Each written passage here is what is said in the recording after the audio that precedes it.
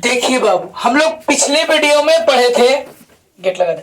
हम लोग पिछले वीडियो में यह जाने थे कि भाषा तक ही पढ़े थे ना, और भाषा के बारे में आपको बता दिए थे। अब हम लोग इस वीडियो में जानेंगे कि भाषा का परिभाषा नहीं लिखा हुआ था। भाषा का परिभाषा नहीं लिखा हुआ था, तो ये भाषा का परिभाषा है। इसको आप आराम से एक स्क्रीनशॉट ले लीजिए, ठीक है। और स्क्रीनशॉट ले लेने के बाद इसे आप कॉपी में उतार लीजिएगा, है ना। और अच्छे तरीके से फिर समझा देते हैं, और आप समझ लीजिए।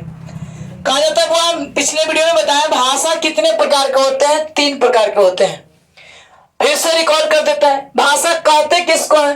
तो वही बोला है कि भाषा वह साधन है और वह माध्यम है जिसके द्वारा हम अपने भाव या विचार को एक दूसरे तक क्या करते हैं? प्रकट करते हैं, यानी कि पहुंचाते हैं। तो उसे क्या कहते हैं? भाषा कहते हैं। अब भाषा के कितने कैलेंडर हुए? कैलेंडर माने बाल बच्चा, भेद। कितने भेद? तो 3 भेद, यानी कि भाषा के 3 भेद है। पहला है लिखित भाषा, दूसरा है मौखिक भाषा, और तीसरा है सांकेतिक भाषा। भाषा के 3 भेद, लिखित भाषा, मौखिक भाषा और है सांकेतिक भाषा। अब हम लोग ये जानते हैं कि लिखित भाषा क्या है ना। इसमें कहा जाता है कि जब हम, है ना, कैसे कि जब हम दिल के बात तोरा से कोची करके लिख के अगर मान ले बता दिए, दिल के बात, मन के बात आपके सामने अगर लिख के प्रकट कर दिए, तो उसे लिखित भाषा कहते हैं। तो ऐसे बोलेंगे, गलत ना हो जाएगा। अब कहते कि जब हम अपने, या जब कोई व्यक्ति अपने भाव या विचार को, जैसे तो कोई परेशानी है, पेट में दर्द है, 4 दिन से बुखार लगल है, तो ऐसा तो नहीं होता है खड़ा होके कि सेवा में श्रीमान प्रधानाध्यापक महोदय मेरी बात को सुनने का प्रयास करिएगा। हमको जो 4 दिन से जो पेट में दर्द था, इसी वजह से हम 4 दिन विद्यालय नहीं आ पाए। दिनांक इतना तारीख से लेकर के इतना तारीख तक जो आपको करना से कर लीजिएगा, ऐसा तो नहीं बोलते हैं, है ना। तो बोला गया कि जब हम अपने भावनात्मक को, भावना को, है ना, ये भाव क्या होता है? भाव होता है फीलिंग्स। भाव क्या होता है? फीलिंग्स। ये जब कोई फिल्म देखते हैं तो ओकरा में हमने कोई फिल्म हीरो या हीरोइन पिटाता है, हीरोइन तो नाम नहीं, हीरो पिटाता है, तो ओकरा में आदमी या कोई कुछ माने किसी को तकलीफ होता है तो आदमी थोड़ा सा कहता है कि ना हाय रे, ऐसे ऐसे बोलता है। तो या कोई बच्चा को जब कोई गिर जाता है, चोट आता है, तो अगला आदमी थोड़ा सा उसे बिलीव करता है, वही बात है। तो जब हम अपने भाव या विचार को एक दूसरे तक लिख करके व्यक्त करते हैं, तो उसे लिखित भाषा कहते हैं, ठीक है। जब हम अपने भाव या विचार को एक दूसरे तक लिख करके अगर प्रकट करेंगे, तो उसे लिखित भाषा कहते हैं। जैसे पत्र विद्यालय में देते हैं, या चिट्ठी दिए, ग्रीटिंग कार्ड दिए, लव लेटर भी देते हैं, है ना, या ग्रीटिंग कार्ड अगर हम किसी को दिए तो उसमें ग्रीटिंग कार्ड में देते अपने दोस्तों को देते हैं। या विद्यालय में 4 दिन आप पढ़ने नहीं गए तो सर को, प्रधानाध्यापक को लेटर, एप्लीकेशन लिख के देते हैं, है ना। अब सुनिए, चिट्ठी जो देते हैं, निबंध लिखते हैं, गाय पर निबंध लिखते हैं, तो हम लिखे और अगला आदमी हमारी भावना को क्या करते हैं? समझते हैं। वही बोला गया कि जब हम अपने भाव या विचार को एक दूसरे तक लिख करके पहुंचाते हैं या व्यक्त करते हैं, तो उसे लिखित भाषा कहते हैं। क्लियर? अब दूसरा नंबर, मौखिक भाषा। मौखिक सुनिएगा, कभी कभी क्या होता है ना, कभी कभी क्या होता है कि परीक्षा में पूछते हैं, सर आज परीक्षा होगा तो कुछ होगा, ताकि मौखिक टेस्ट होगा, है ना। तो मौखिक टेस्ट होगा, उसमें क्या होता है? मौखिक टेस्ट में कि कहा जाता है हमारे मुंह से बोल करके बोला गया, जब हम दिल के बात तोरा से कह दिए, कोची करके बोल के कहें। जैसे मान ले कि हमारा यहाँ स्कूल में बोलते हैं, तो ऐसा तो ना है कि बड़का को पंपलेट लगे गए, सर हमारी बात को समझिए, गेट पर खड़े हो गए, लेट से आते बोले मैं कम इन सर, यह ना बोलते हैं ना, तो ये कोड हुआ बोल करके पहुंचाना।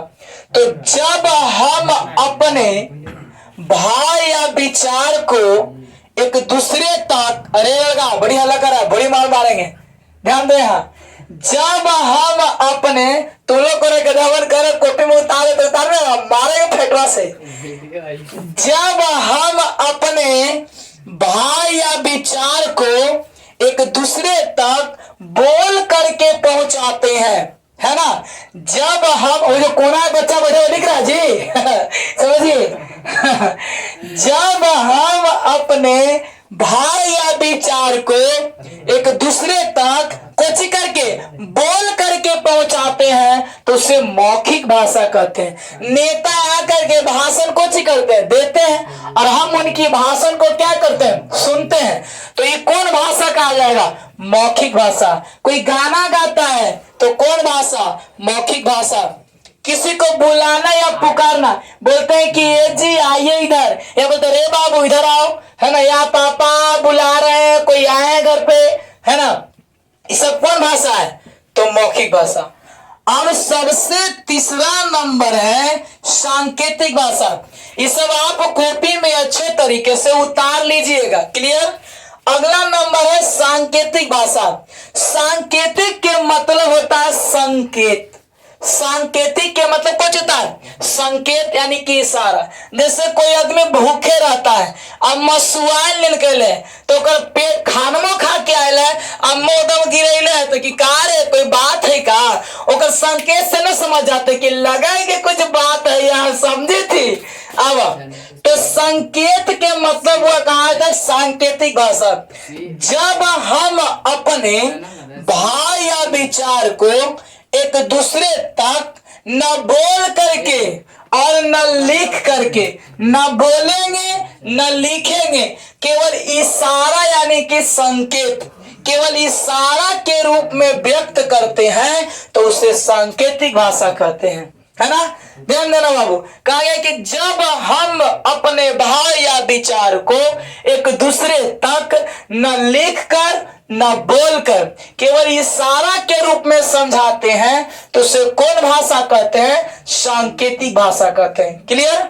अब ध्यान दीजिए, जैसे गाड़ी का हॉर्न, तो गाड़ी वाला चिल्लाए से आबे थियो जी हट जे, वो तो मैं लड़का में कहते हैं कि आबे थियो रे डरैया मत डरे, है ना। कैसे लोटा में गरई छट छट करे, है ना, ध्यान देना। तो बाबा कैसे गाड़ी का हॉर्न जो है ये आपको आवाज दिया और आप उसकी भावना को क्या करते हैं, समझ जाते हैं कि ओहो वो कहल का चाहे। जैसे गाड़ी वाला हॉर्न देता है तो कुछ कहता है अब मत चक्का के नीचे मेरे साइड। अगला रेलवे सिग्नल का जो भाषा है वो कौन भाषा है, सांकेतिक भाषा है। जब रेलवे में अगर ग्रीन लाइट जल जाता है, रेलवे में जब ग्रीन लाइट जल जाता है तो उसमें क्या समझते हैं हम लोग कि गाड़ी पास है। कहा गया कि red light what do you say, है ना।